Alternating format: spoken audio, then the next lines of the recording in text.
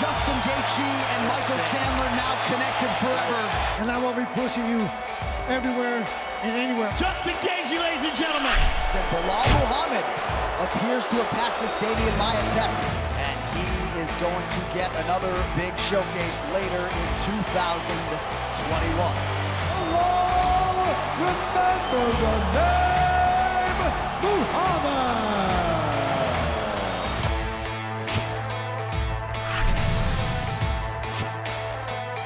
Welcome to UFC Unfiltered.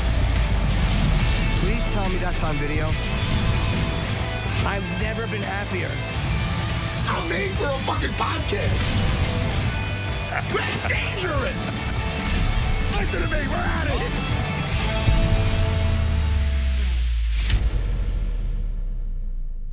All right, welcome to UFC Unfiltered.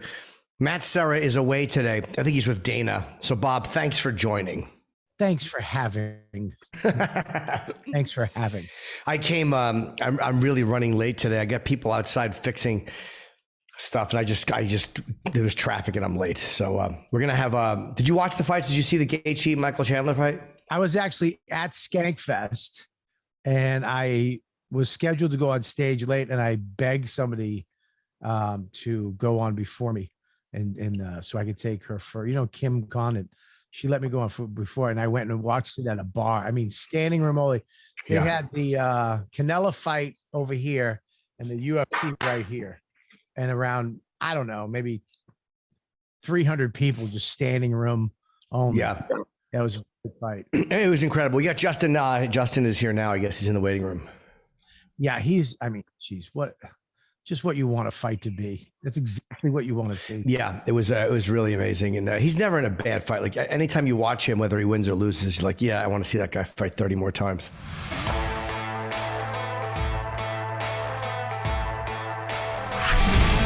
Hey, Justin. What's up, guys? How you doing? What's up, Great. Man? You look good considering that fight you just had. Like you look like you don't have a lot of marks on. Even in that photo of you and Chandler in the hospital, you look pretty good. Yeah, I mean, other than him shaking me a little bit in the first, I did not get hit too much. My leg was jacked up for sure. Yeah, I think his was too. I mean, you gave his leg quite a beating. Were you surprised you were able to do that the way you were? Because I mean, everyone kind of figured you were going to go after the legs, and you did. Yeah, I mean, that was definitely an idea that we had before going in. With the stance being so wide, once he really goes forward with all that explosion, it's really straight backwards, at least for a couple steps. So yeah, I mean, that was you've seen in previous fights where he's had some serious issues with leg kicks. So yeah, that was definitely part of the plan. He didn't look, I mean, he looked way worse than you at the end of the fight. They get 22 stitches in the mouth. I mean, you really. Yeah. Those numbers they put up for strike counts are absolute bullshit. Absolute bullshit. They don't paint a picture of anything. The announcers use it to, as a tool to kind of keep the fight fans interested or intrigued, but those numbers are absolute bullshit. He didn't hit me much after the first round at all, other than when the ref, got me hit one time. My fault. Should protect yourself at all times. It is what it is. I moved past that, but yeah. What was his power compared to what you were expecting? Because he's definitely he's good on his feet, and he's obviously very strong. We saw what he did to Dan Hooker, who is certainly better than that fight showed. What was his power? What you expected? Was it not quite as much, or was it more? I mean, how fast he was surprising. That's always going to, when you don't see something like that, and then it's right there in front of you. I mean, it was fast. The first round specifically was really fast. The shots that he hit me with, no, not one shot that I felt like. Again, the one shot where my legs got kind of funky, I didn't feel like I got hit hard. It was weird. It was just like a split second of, loss of something, and then it was immediately back to normal. So the shot was hard, but it wasn't extra hard. It was perfectly placed. Right, but you felt like you weren't in any danger. Maybe it looked worse to us than it actually felt to you. Yeah, I mean, I never felt in danger at all. Was it weird to have your coach? I mean, your coach had so many fighters on that card, and you guys all won. Was it weird to have your coach, not be just you, focusing on just you, having to go, go around everywhere? No, I mean, I fought first, so it really nothing changed when it came to how we approached my fight. The only thing that changed is how, he approached the fights after, because, he had to come back, change his clothes, and really worry about the next two athletes. So going first, it kind of, made it normal. Did you you guys swapped with Chito Vera Frankie, right? That was you guys just kind of flip flop. Was there a reason for that? Yeah, I mean, as soon as this fight got announced, myself, Kamaru, and Trevor were told our manager, Ali Abdelaziz, that, we couldn't go back to back to back to start working on this. And yeah, I think, Okay. I don't know how far before we found out, but we certainly knew when they announced it. Okay. Yeah, because it didn't really, as a fan, it didn't matter. You watched that fight. It didn't change anything for you either, I take it, right? There was no change in mentality or any of that stuff. No, all it did is help my coach. He if it was back to back to back, he has to tape all of our hands, and then I go out and fight. He rushes back, goes out with Rose, and so for an hour and 20 minutes or an hour and 30 minutes, he is not with Kamaru at all. And so that would have been the case, and that was why we had to change it. Wow, that's funny. That didn't even occur to me. I thought it had something to do with the UFC. Frankie and Marlon was a great fight. Too. So I was like, maybe they just wanted to start with this because people are talking about fight of the year. I mean, you seem to be really comfortable in those like close, just slugging it out. Like you seem to be really, really comfortable in those situations. Yeah, it doesn't make sense, but it is the most peaceful that I've ever been by far. Like I am so relaxed and just, God, I have control of everything, Flying on an airplane, I can't relax because I have no control if we're going to crash. Riding the passenger seat of a vehicle, I don't have control. In that cage, I have control. So, I'm just so relaxed. That's interesting. I get really jittery, and it's gotten worse since after the pandemic. So I didn't fly for so long, but I've gotten really shitty in turbulence and in bumps. So you're an uncomfortable flyer? Yeah, Xanax helps for sure. But just flying, floating through the air with 200 other people in a big metal tube. It's super safe. The statistics are there, but I don't know. Something about my rationalization tells me I'm not safe. And when you're in those moments, you said you feel like really peaceful. You're able just to block everything else out and you're only seeing and feeling what's happening in front of you. Are you like having like a lot of conscious thoughts, or is it all mostly reaction? Yeah, I didn't have one conscious thought. I didn't hear the crowd one time. Wow. Just complete serenity and peace. But in a competition, hurt this motherfucker kind of way. So probably hard to understand. Yeah, I'm more scared of what you do than I am of flying. They both frighten me. But the idea of doing what you do, especially the way you do it. Everybody kind of recognizes that you're really ferocious, and you're obviously a fan favorite, and you never seem to have any qualms about that. Like a lot of guys want to take less damage as they move forward, but you don't seem to be concerned about it. Yeah, since I fought Dustin Poirier in the fights, I've probably been in there almost 60 minutes of fight time. And, the one shot from Tony Ferguson, the 3 shots in the first round from Michael Chandler are the only shots that I see that I have taken since that Dustin Poirier fight. That's not to say that practice isn't harder, but it is what it is. What do you think about him fighting for the belt? What do you think is going to happen in that? And do you have a kind of do you think you should be next in line? I know I'm him next and in Oliveira. line. Yeah. I was ranked number 2. I was the last one to fight for the belt. The circumstances were not the same as the champ retired. Kind of resets everything. So I was number 2 and I needed to get a win. I did that. It was a spectacular win. Could have finished, but the winning was more, for the first time in my life, winning was more important than knocking somebody out. I'm not happy about it. I somewhat regret it, but I do think I made the correct calculations and decisions. Have you any conversations about what's next? What's happening next? Anybody? No, we're not with the UFC. Dana at the press conference said this guy's ranked number 2. If he wins, he's fighting for the belt. This is not boxing. The best thing is, there is a path to the title. I took that path. The guys that I fought, my 3 losses were to, at one time or another, a current champ, interim champ, and a former champ. Yeah. And Eddie Alvarez being a former champ, Dustin Poirier being a interim champ, and Khabib when I fought him was the current champ. So I've taken the hardest road that they have out there. And yeah, I lost.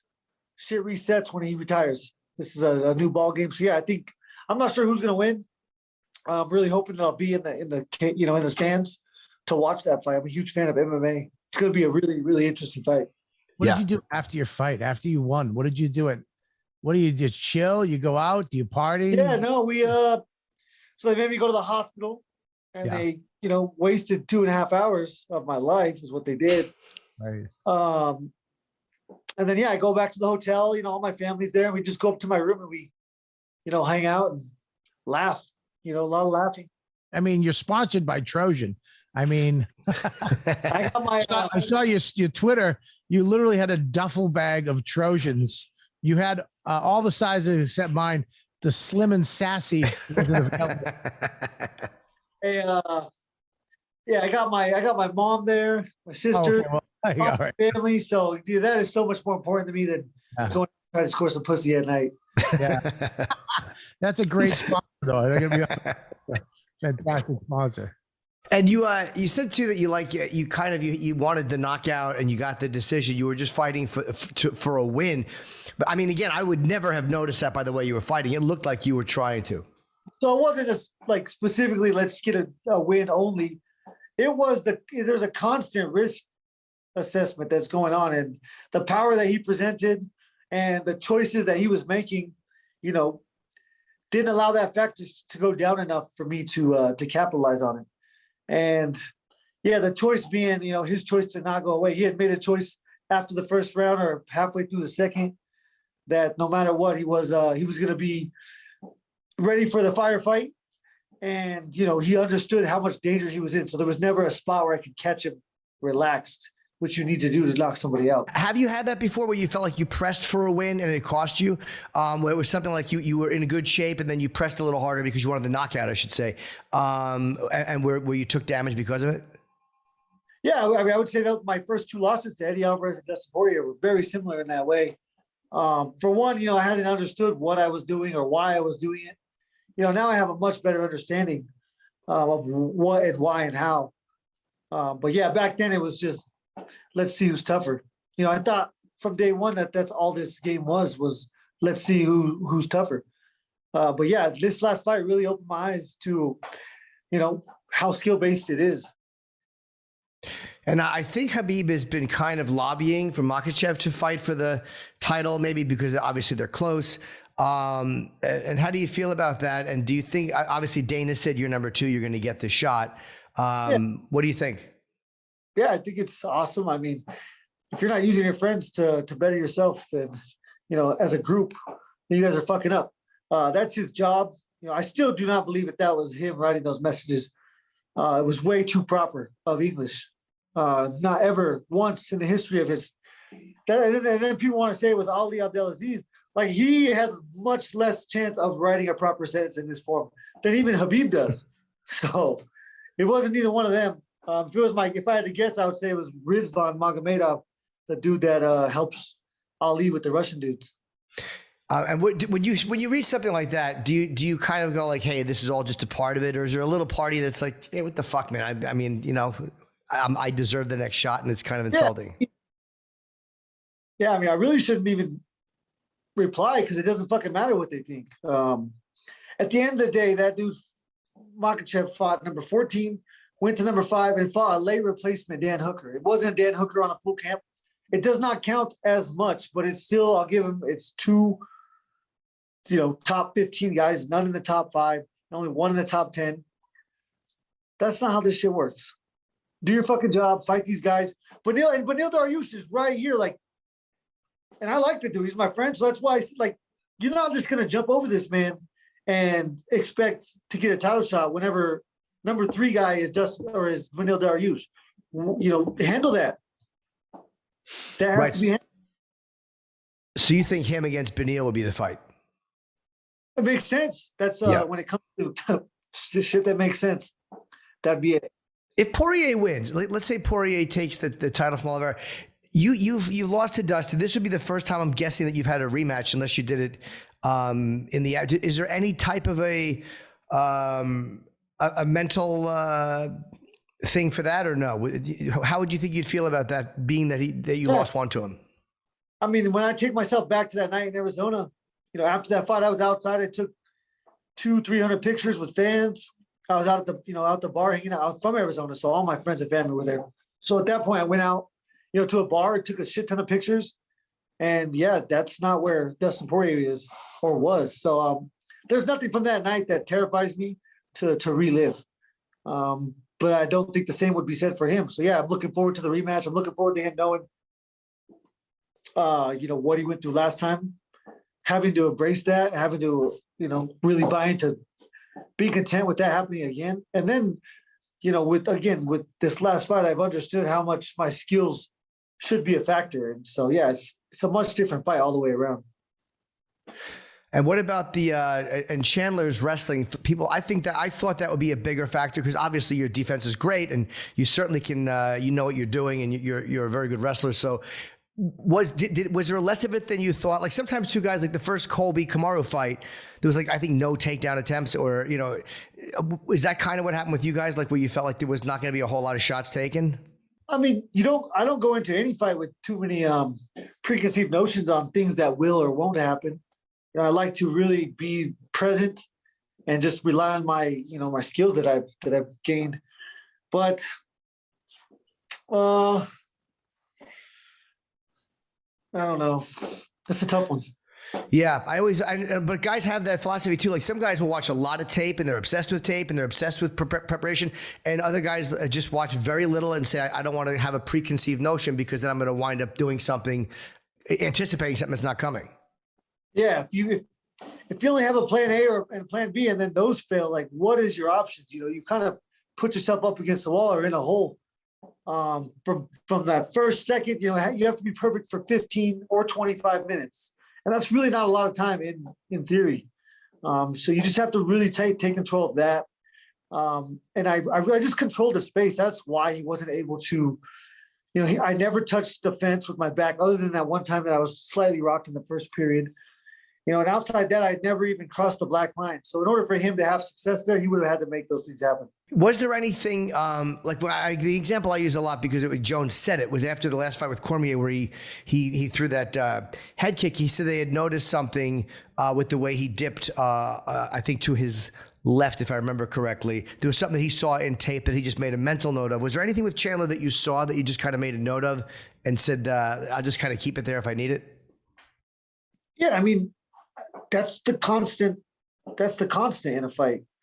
We've trained these there's thousands and thousands of pieces of information coming in those instances, and your ability to process it but not hesitate is something that I've worked on and perfected. And that is, what was your initial question? Was there, because I was kind of quoting what Jones had said about Cormier, where he noticed him dipping a certain way. So I was wondering if there was anything you had noticed beforehand that you kind of went, that's something I noticed. So you go back and watch the fight, you see when I landed that big uppercut, 2 seconds before that, I landed a hook. And so that information that I'm receiving in that instance is why I threw the uppercut, But again, I don't have one thought process in there, so I wouldn't be able to retain the information if that was the case. Right. So when you understand the game plan, you just kind of know what it is, almost like you feel it, as opposed to thinking it through as you're fighting. Yeah, this is a honed skill. I have honed these skills for hand-to-hand combat, my entire life. So yeah, that is just the most important thing.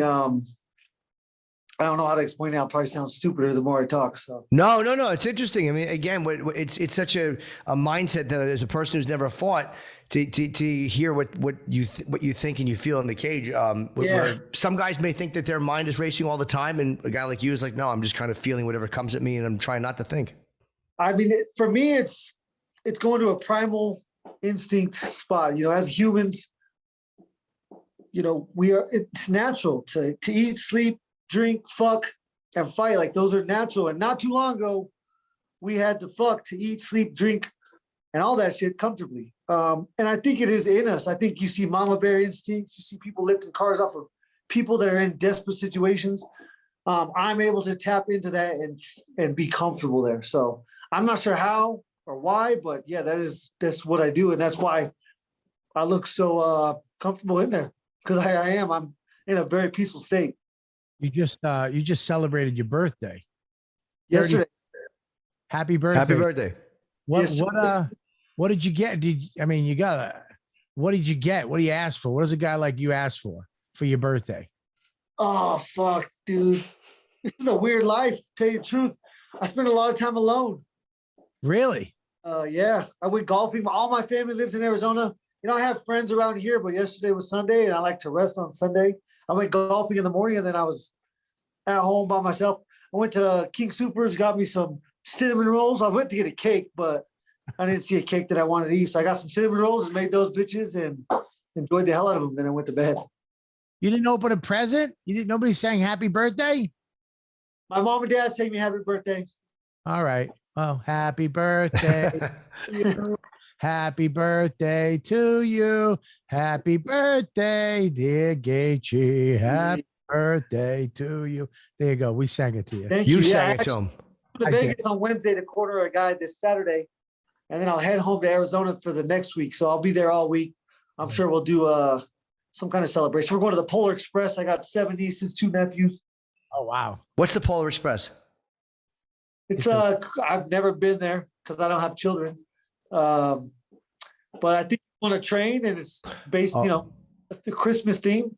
It's a Christmas thing, but it's an awesome ride. I've heard of that. Yeah, I have heard of that.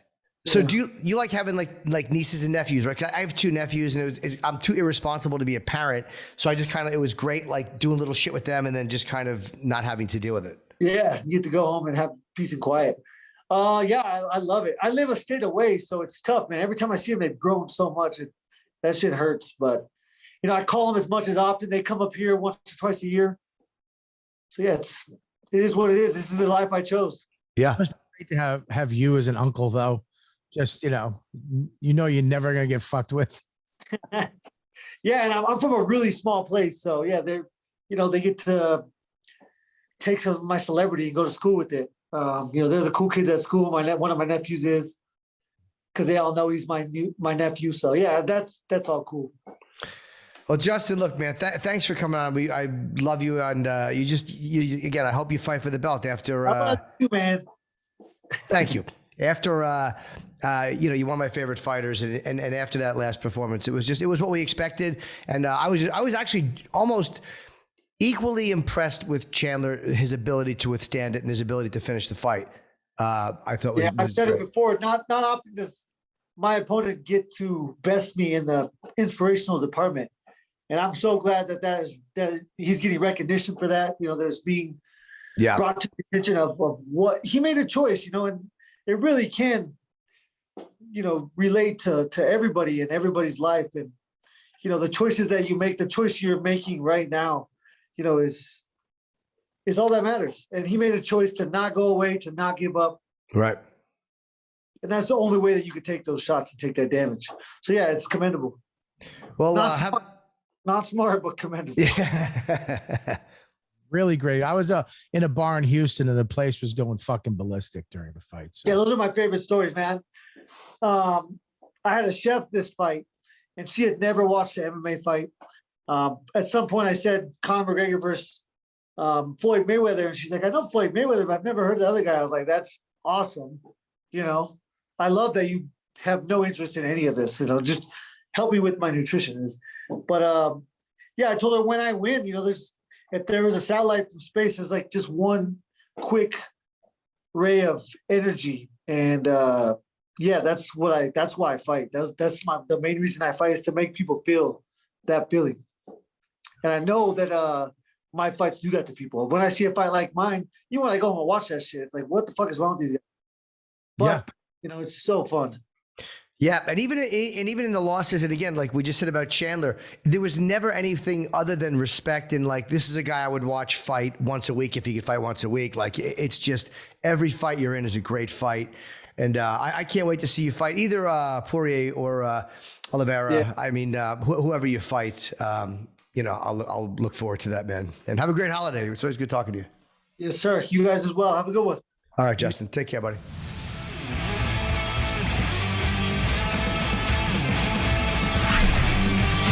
Say I love you. No, but what I meant to say was I love you as a fighter, not I love you. Like I know him through interviewing him. I love you as a fighter, but I just got sidetracked. I'm kidding. No, It's you're just- right though. It was weird because I don't know him like that, but I was trying to say I love you as a fighter, but to say I love you sounded like we're that close. It's just weird.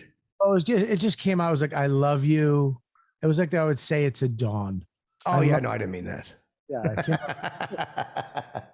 And I'm glad he didn't say it back because I would have had to leave this car. I would have had to hang He up. did say it back. Yeah, but did he go, not like you, not I love you. Well, I love you as a fight. I was just say like in his fights. Yeah, you're right. It just didn't come out right. You said, I love you too, man. Yeah. He did it the right way. I love you too, man. Yeah. He probably thinks that guy's weird. Why would he say that? I just didn't finish my thought. I start thoughts and I don't finish them. Well, it's funny that you said the Polar Express because you don't have kids and you're like, what's that? It's it's just a kid ride. It's very funny. But isn't it better that I didn't know what it is? Like, isn't that shows you that I have any interest in kids stuff? I don't know what the Polar Express is. Yeah, if you were like, oh, I have season passes, it would have been a concern. But yeah, his fight, it was fucking amazing. I haven't seen you in a while, Bob. I have not seen you. Yeah, I've been. I don't know. You're on the road. I'm on the road. I know. You gotta come up. You coming for Thanksgiving? I think I'm not. I think I'm going to see my family. Maybe I can come up later that night. I got to see my parents though. Ooh, I know. they don't like you. I know they don't, but I still have to see them. Max misses you. I miss Max too, but my parents have a few things in the will I may have my eye on. So Oh, I don't want to. What, a house in Jersey? Yeah, a few stamps.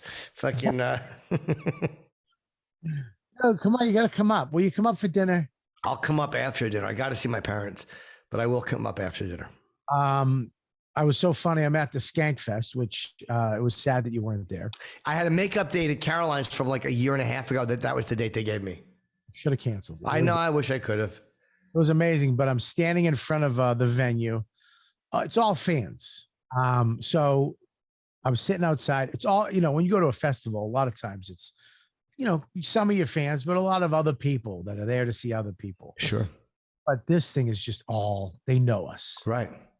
And kid comes up, he goes, "Where's Doug?" So annoying. So annoying. And I got him so bad. I go, he just went inside and did a set. He's like, what?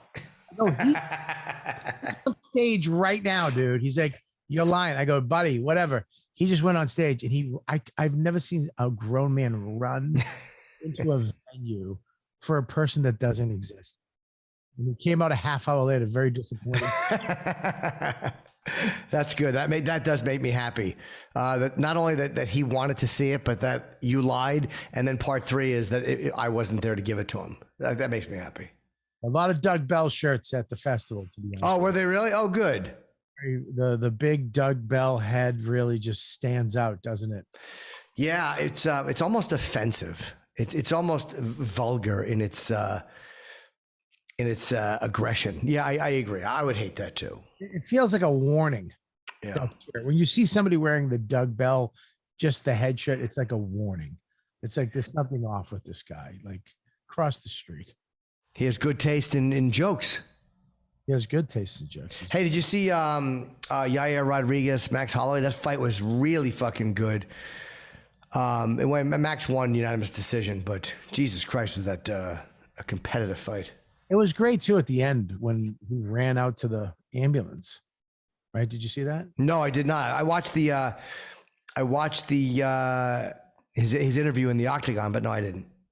Yeah, I just love that fighters are just. I mean, I wish I would have had that manly thing in me.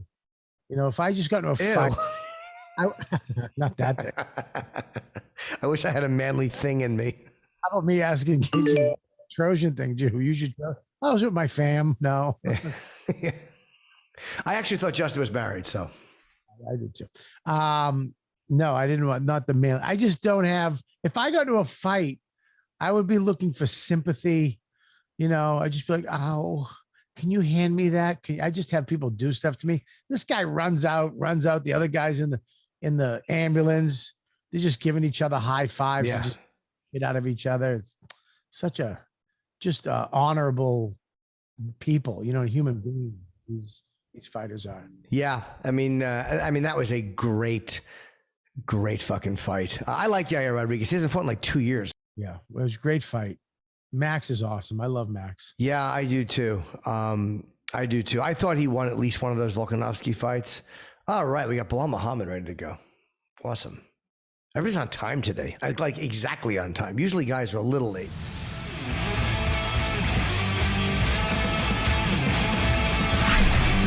Hey man, how you doing? Hey, what's up, bro? Doing okay. How's life? Good. I just got finished working out. Can't complain, except for the freezing cold Chicago weather. Oh yeah. I'm in New York. It's starting to really suck here too. It is what it is. How long have you been in Chicago? Your whole life, or are you just there to train? Yeah, I've been here in Chicago my whole life. Born and raised here, but I just came back from Vegas on Sunday, working over there the desk. So it's like going from 80 degrees now in Chicago. It just started flurrying right now. So I'm like, oh my God, here we go. Chicago sucks in the winter. It's like a different, because you got that lake shit effect coming right off there. Yeah, my sister lives right downtown. So like anytime I go over there and visit, it's like freezing cold. And then I'm like, man, I got to move. And then people are like, oh, there's nothing like Chicago. I'm like, yeah, I already had enough of Chicago. I had 30 years of Chicago. I'm done with it. Hey, do you like doing this stuff at the desk? It's obviously a nice to have that as an option, right? Do you love doing that? Yeah, I really like it a lot. It's one of those things where I felt like my coaches always told me, like, I always knew so much about fighters. Like I would always watch fights. I would never miss a fight. Like I'm watching from the prelims on. And it's like, you have so much useless information about random guys that it's gonna start paying off sooner or later. And then now that I got my opportunity, I like it because it's fun and it keeps me in the sport. Even when I don't have a fight or something going on, like I still in the public's eye. I still have fans looking at me, watching me, and then it makes me study other fighters. So like when I'm watching fights and studying them, I'll be like, oh man, look at this work for this guy. Let me try it for myself. You just learn new things by just watching. Do you have a lot of preparation for that though? Do you have to do a lot of homework before it, or you kind of just getting information and winging it there on an instant? Some guys will just wing it. But for me, like I want to be the best at everything I do. So like I'm sitting there, I'm watching every single fighter on the card, at least 2 or 3 of their fights, just to keep it fresh in my head. And because I want to bring up something new to the table. Because like anybody could look up stats and be like, oh, well, this guy's 6'4" and he's long. But I want to know about their style of fighting, the way they move, the way they this, something tricky about them. So I could bring something new to the analyst desk.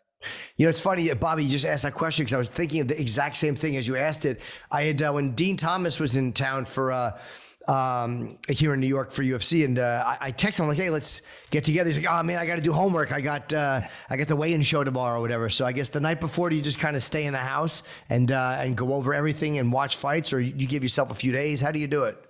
Yeah, for me, I probably start the week of, and then when I get down there, it's like once I'm in Vegas, I'm not going out or anything like that. I'll get like a session in or a training session in, and then it's like, all right, back to watching videos and stuff. So it stays fresh in my head. And that's another cool thing is when you're working with other fighters and other coaches like Dean Thomas, and then I work with Rashad Evans. So we're in there, we're watching fights together. So I see his point of view of it, and he'll tell me like, oh, this is what I would tell my fighter right now to do this. So you're learning from these OGs of the game. Yeah, there really is an art to it. It's not an easy sport because there's so many positions. It changes. I mean, baseball, down the middle, base hit, double. I mean, we fucking know what's happening. But fighting, there's so many things, and you're explaining it in a way to a lot of people who are not necessarily fighters or knowledgeable about fighting. So you're explaining positions and things on the floor and advancing positions. It's really, really it seems like a very difficult sport to call accurately.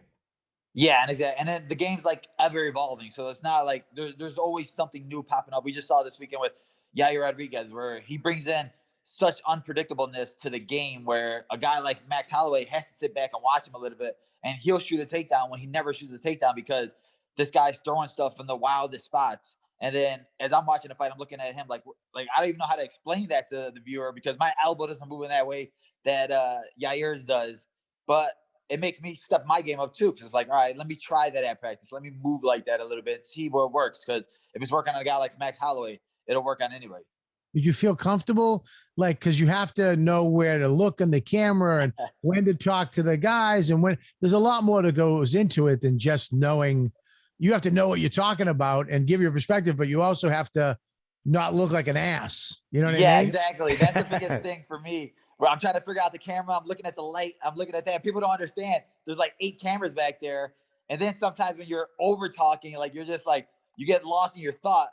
But I was literally talking to Michael Chandler about that. He's like, man, people don't understand it. Like fighting's easy. That the analyst work is a lot harder because you're sitting there trying to talk, and then you don't know if you should be talking at the person next to you or the camera, or if you have a good point, look at this camera. But a lot of the people that they're all cool. They're all like, yeah, like understanding the camera work is the hardest thing. Like you'll that'll come with a lot of time and a lot of reps. Have you ever gotten in like an argument or like kind of like a fuck you moment, like you're wrong or with somebody, or is it always just nice or pleasant? You know? No, I mean it all depends on the personalities that I'm working with. Like when I'm working with DC, it's fun because you know that he just takes everything so nonchalantly and he's like joking around the whole time. But when you're going with a guy like Anthony Smith, he's very good at his analyst work. So you're like, all right, I gotta keep up with him because he's very good at breaking stuff down. But when we get to DC, it's all jokes. D Thomas, it's all jokes. But like they also have a serious side to them. So it's fun working with different guys. Dominic Cruz seems like he's very much about business too. When he announces, Dominic Cruz seems very, very business oriented. Yeah, when those guys are back there, yeah, he like DC will crack a joke and Dominic, no, that's not right. And I'll be like, dude, man, loosen up a little bit. They used to have the fighters on, and sometimes the fighters were supposed to fight the analysts or fighters. We're going to fight that, and that tension was always interesting to me when that happened. Yeah, you know? Anthony Smith was literally just talking about that with him and John Jones. He said like he was at a desk once and he was like interviewing John Jones, and then I guess they were pushing him to call out John Jones for the fight, and John was like, "Oh, that's what you're going to use your life for." And he's like, "Bro, I'm trying to keep it professional. Like they're telling me to call you out. Like how are you not? Like we're fighters at heart anyway." And like we saw with Kamaru Usman and Kobe Covington, Kobe, they hate each other. So like those are like good moments too, because he may be an analyst at this moment. He may be wearing a suit, but that suit could come off. That tie could come off, and we'll throw some hands. Have you had that type of because that's a great example of Colby and Kamaru really don't like each other, and they've had a couple of fights. I thought Kamaru has won both fights decidedly. Have you had that with anybody where you fought him and had a chance to beat somebody who you genuinely didn't like? No, not yet. For me, I've never really. I want that type of fight.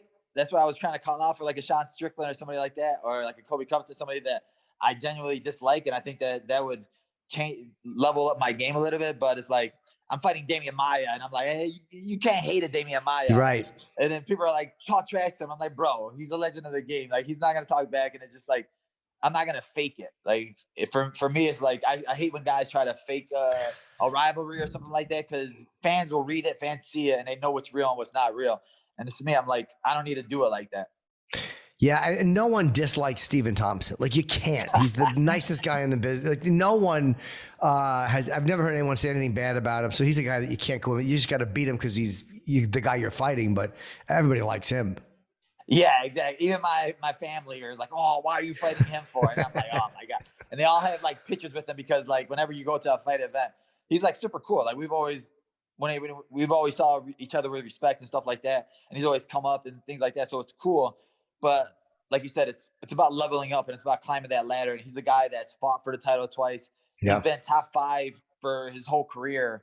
And he's that next level guy where, if you could beat him, that's the best striker in the division. I think he's the hardest guy to fight in the division as well. I mean, everybody's talking about the new boogeyman, Khamzat Chimaev, and saying, oh, everybody's afraid to fight him. I don't think so. Like, he's an easy guy to train for because he has good wrestling and his striking. There's nothing out of the ordinary about it. Like, you have a million guys in a room that look exactly like him and fight like him. For Stephen Thompson, there's a specific style you have to train for. He's a specialist in striking, a specialist in movement, a specialist in karate. So it's a different type of training and it's a different type of thought process when you're training for a guy like that.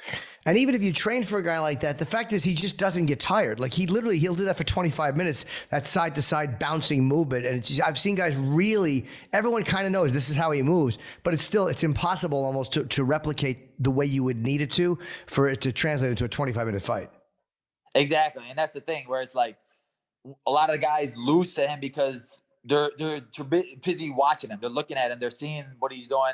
And then all of a sudden the round's over after he hits you 25 times. And you're like, all right, well, next round I'm going to pick it up again. And then all of a sudden he's standing in front of you doing that movement again. And you're watching and watching and watching. And then you don't start realizing that you need to start putting your foot on the gas until it's the third round. We saw his last fight. The only guy that ever went in there with a mindset of shooting on him was Gilbert Burns. Other than that, everybody else was in there playing his game of striking and going the touch for touch with him. And you can't do that with a guy like Stephen Wonderboy Thompson. Yeah, he seems like he's kind of hard to cut the cage off on too. Like, a guy's moving like that, you maybe want to cut the cage, but he just seems like, if you try to cut the cage, he'll just go the other way. Yeah, he's like I said, he's a specialist in movement, and there's not a lot of guys like that. You could say he's specialist in karate, but like his movement's next level too, and the way that he moves laterally, there's not a lot of guys that know how to move like that, and he does it effortlessly. Like you said, he don't get tired. Yeah. And what do you think of the top of the division? What do you think of? Obviously, I'm sure you watched Kamaru and Colby. And Kamaru, I think he's a little frustrated. He feels like he doesn't get the respect he deserves, and he really should be considered one of the best, if not the best, pound for pound fighters right now. And what do you think about that? Yeah, I don't know how you can't respect a guy like Kamaru. He's getting better every single fight, and he's a champion that's active. A lot of these guys will sit out for full years. This guy's fighting every guy they put in front of him. I know people are saying, well, Masvidal didn't deserve that. Well, Masvidal stepped up in 6 days, and he took that fight on 6 days' notice. So I think he did deserve that fight, and the rematch made sense at the time. So, and the fact that a guy that's never been knocked out before like that, Usman knocked him out. A guy like Gilbert Burns, who hasn't been his last 10 fights, he hasn't looked as good as that, and then all of a sudden he gets knocked out again. Even though Kamaru got rocked in that fight, but he showed the heart of a champion, leveled up, got smart again. And then the second fight with Kobe, I feel like he rocked Kobe early, and I think he thought he was going to finish him because of his other two fights like that. So I think he got a little bit tired in the fourth and fifth round, but still, heart of a champion shows that he beat him way easier than he did the first fight, I think. Yeah, I think so too. And Leon Edwards, you had that fight with him, the eye poke. It was obviously an accident, but I'm sure very frustrating for you. Are you irritated that you're not getting a second go at Leon? Yeah, very irritated. Like I said, it was like when I was talking about the Masvidal fight. He took that fight on 6 days' notice. I think he earned that rematch with Usman. But for me, I took that fight on 2 weeks' notice after a fight. And then he's the one who committed the foul. It was on his end. I got eye poked, and I understand him. All right, taking an Nate Diaz fight, blah blah blah, whatever. That's a big money fight. But even this fight right here, I was asking for this one when Masvidal pulled out. Still December 4th, I would have took this fight too.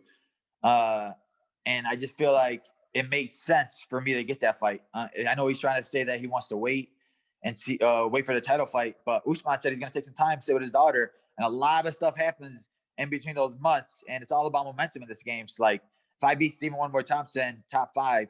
That's a way bigger win than Leon's win against Nate Diaz. So, and then like I said, you still got other guys coming up. Chimaev, they're waiting for anything for it to happen with him. If he gets one more win, they're going to try to push him to that title fight easily next, especially if they're going to give him a guy like Gilbert Burns, which I think is a great matchup. Yeah. But if he ends up winning that fight, there's no way that they're not going to let him skip the line in front of Leon. Yeah, it seems that way. And then we just had Gaethje on. He was saying that there's a clear path with UFC as opposed to boxing to the title. But at times there is a weird workaround. Like if a guy has a couple of really impressive wins, a lot of times they'll jump one or two spots, which we've seen before. Yeah, like I said, the game's all about hype. It's all about who's going to sell at that moment. And I feel like they're trying to build Leon up a little bit, trying to give him Nate Diaz, steal some of his fans. They were trying to give him Masvidal to get some of his fans because he's not as active on social media. He's not as active like in the public eye. He doesn't like to talk. He wins in the cage 9 fights in a row, but it's like in this game, you have to be an entertainer outside of it too. You need to want the public to be screaming for you to get a title fight. The fighters could be saying, "Oh, I think he deserves it," yada yada yada. But it's like, if they're not going to sell pay-per-views, it doesn't make no sense for the UFC. If this guy, who's the next biggest star, Chimaev, has that kind of like the McGregor attitude about it, where it's like people are trying to see what's next with this guy. Who's this next hype? And the way he wins his fights, he only got hit one time in 4 fights. It's like people are thinking that this guy is the next coming to John Jones type thing. So it's like, if he wins, that's gonna be the biggest draw to fight Usman. Speaking of McGregor, he had some stuff to say about your about you after the fight, right? That guy, he's literally out here just, I don't know what, he's just bored, but he's looking for any type of attention when a fight goes on. His fans were coming at me, I think, because I said in the analyst work, I said that Holloway was the first guy to beat Aldo in 10 fights. And then, I think that triggered him a little bit, because he was the one that beat Aldo with that knockout. But the guy hasn't won a fight in like 10 years. So like, you forget these things. I forgot that McGregor wins fights, actually. He's been out for so long. Yeah, it's got to be hard too. Like, when you, I think he sold his company for like $600 million. I mean, I'm shocked that he still fights. Just to put yourself through that with that kind of money. I mean, he definitely likes fighting, and I think he takes losses very personally. But with that kind of money, I can't see any motivation to keep doing it. He just seems to love fighting. I would quit comedy for $250,000. I'm out. I'll do my podcast and I'm done. I think for McGregor, it's kind of like the attention. It's when you're in the public eye, when you have all that hype, when people put you on this pedestal, it's like once you start losing, and then you start, wait, how come they're not talking about me? And that's why I feel like he's always doing random things whenever these guys are fighting. When Max Holloway is fighting, he's posting a video of him looking him down. It's stupid. It's not even creative anymore for him. It's like, he used to be witty, he used to be good, but now it's just like, it's not really nothing special about it, because you lost 2 times in a row. You got finished 2 times in a row. And you don't have that, I'm a double champ anymore. You don't have that anymore. Like, if you were to fight Max Holloway would piece him up right now. I think he needs to come back, win a fight, prove himself again, because his last win was against Donald Cerrone, and it was like, Donald Cerrone is not the same guy that he was. Yeah. So it's not the same Mystic Mac. Now it's just like a pathetic Mac. Yeah, he's and it was a weird win too, over the shoulder. Again, it was a creative win. So who was just doing that? I just started somebody this weekend. Rose was doing it. Who was, buddy? Rose was doing it. She was. Yeah, she was. I mean, it looks so painful. No, yeah, that's one of those things where it's been happening for forever, but it's like, because McGregor did it, it was like he gets all the attention for it. But that's one of those shots where it's a sport where you try to be creative with any type of your limbs to hit him with. So the shoulder strikes have been handling a lot, and they hurt. It hurts, right? Where and that what does that hurt as much as a punch? No, because it's like it doesn't. It just surprises you because you're there, and then it's like the thing that you don't expect. That's what hurts you the most. So it's like when you just get hit with a shoulder, you're like, what the heck? Where the heck did that come from right now? So to catch you in weird spots, like McGregor's, I think it caught Cerrone in the nose. So when you get hit directly in the nose, that rocks you a little bit. And weren't they in the center of the octagon too? If I'm remembering correctly, that seems like it'd be something more effective up against the cage, but that was, I think, maybe in the center of the octagon, if I'm remembering right. Yeah, it was center of the octagon because Cerrone was sitting there trying to hold on to his wrist a little bit, and he wasn't doing much from there. I think Cerrone, McGregor came out super hard, caught him with a left punch, and then Cerrone, I felt, was like a little bit rocked, so he was trying to hold on a little bit, and then McGregor just started popping him with that. All right, well, look, good luck against Wonder Boy. That's a great fight. And Lewis Dawkins is a really, really interesting main event, too. And we'll talk to you after, Belal. It's always great having you on, and have a great holiday. I'm sure we'll talk to you early next year, and have a great fight.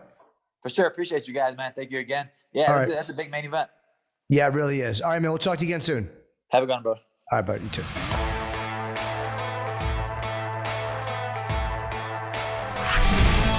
All right, Bobby, I thank you for coming on today. This was a lot of fun. I can't believe it's almost an hour already. Yeah, that was great. It's good to see you, man. You too, buddy. I'm running out because I'm going to tape. They're doing a documentary on Dice, And he actually mentioned you. Andrew mentioned you. Is it maybe Bobby? Like they got a couple of us just talking about dice, but he mentioned he loves you. He called me around a month ago at 1 a.m. Yeah, he does that sometimes. Eleanor, and you can't. I mean, we talked. It was over an hour, maybe 2. Yeah, and you just listening, laughing. He is one of the funniest human beings. Yeah, just a human being funny. Bobby, it's dice, and then it's just nonsense. He made me laugh so hard. He did that. He went to see Billy Joel, and in the back, and he's talking to Billy Joel in video. He goes, "And that song you do, The Way We Was," and that just it made me. Billy Joel's trying to get ready for a show, and this fucking idiot. You remember when we were backstage with Billy Joel? Talk about morons. That was uncomfortable. Yeah. You went, yeah, I'm not really into this music. I'm an Aussie guy, but this is good. I like it. It's not bad. Yeah, I didn't know what to say. I was nervous, panicking. That's 18 years ago we did that. Dude, I can't believe how time. You know what? 18 years. It's nuts, man. It's crazy. I'll see you soon, bud. I miss you a lot, man. And are you in town this weekend or no? No, I'm at Comedy on Carlson up in Rochester this weekend. Oh yeah, good gig. This weekend at the Bananas in your old neighborhood over there in Hackensack. Hasbrook Heights. Oh, okay. Something like that. But hopefully I'll see you on Thanksgiving. And I love you. I love you.